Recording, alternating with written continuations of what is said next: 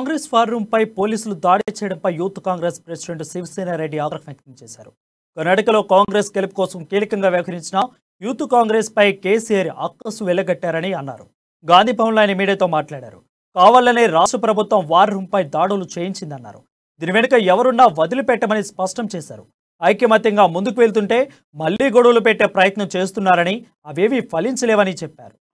ఇంకా యువజన కాంగ్రెస్ సంబంధించిన ఫైల్స్ అవన్నీ తీసుకొని పోయారు. మేము అడిగినాం దేని గురించి ఏ ఉద్దేశపూర్వకంగా ఈ రోజు దీన్ని తీసుకుపోయినారని అడిగినాం. నిన్న రాత్రి నుంచి ఇప్పటి వరకు దాని గురించి చర్చ జరగలేదు. ఇప్పుడు మార్నింగ్ ఉదయం దేనికోసం తీసుకున్నారని మాట్లాడితే ఈ రోజు ఉదయం పోలీస్ యంత్రాంగం మాట్లాడుతున్నారు. ఇది మీకు సంబంధించిన అంటే మీ పార్టీకి సంబంధించిన తరఫు నుంచి ఉత్తమ్ కుమార్ రెడ్డి గారు ఏదో కంప్లైంట్ ఇచ్చినారు, దానికోసమే చేసినామని అంటున్నారు. ఈ రోజు మేము ఒకటి అడుగుతున్నాం. నిన్న రాత్రి జరిగినటువంటి సంభాషణలో మీరు ఏ ఉద్దేశపూర్వకంగా తీసుకున్నారని అడిగితే ఒక్కరు సమాధానం చెప్పలే. దేనికోసం ఈ సిస్టమ్స్ తీసుకుపోయారంటే సమాధానం చెప్పలే.